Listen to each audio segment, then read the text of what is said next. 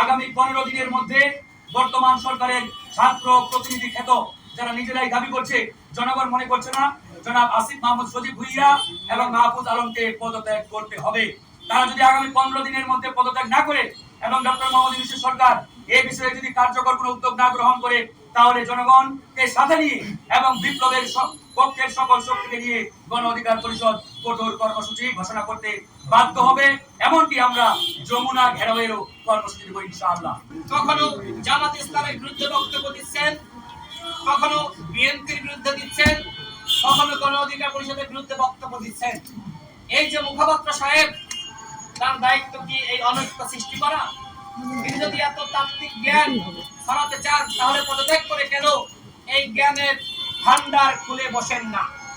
তিনি ইসলামিক শক্তিকে সহ্য করতে পারছেন না।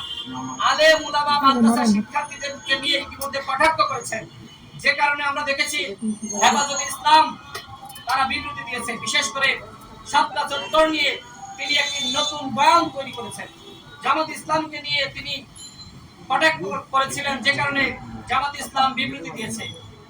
এরকম বিবৃতি আরো অনেক দল দিয়েছে। তিনি এইভাবে অনৈক্য সৃষ্টি করছেন। এরকম নৈরাজ্য সৃষ্টিকারী, গণ অভ্যুত্থানের শক্তির মধ্যে বিভাজন সৃষ্টিকারী ব্যক্তি কি করে উপদেষ্টা পদে বহাল থাকে? আমি প্রধান উপদেষ্টার কাছে প্রশ্ন তুলছি যে আপনি কি তাকে এই দায়িত্ব দিয়েছেন?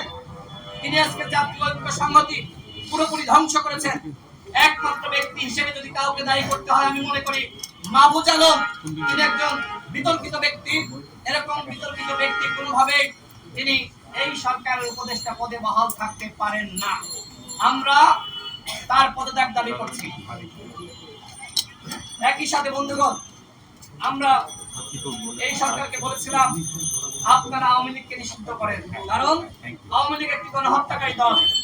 আমরা ইতিহাসে পাঠ করেছি ৭১-এর পরে শেখ মুজিবের নেতৃত্বে জাসদ এবং ওই সময়কার ভিন্ন মতের রাজনৈতিক দলগুলোর প্রায় ৩০,০০০ নেতাকর্মীকে হত্যা করা হয়েছে শেখ মুজিবের নেতৃত্বে, তার নির্দেশনায়। ঠিক দ্বিতীয়বার শেখ মুজিবের কন্যা শেখ হাসিনার নেতৃত্বে আর একটি গণহত্যা চলেছে। আমরা তৃতীয়বার কোনোভাবেই আওয়ামী লীগকে এই ব্যানারে সংগঠিত হয়ে আমরা গণহত্যার সুযোগ দিতে পারি না।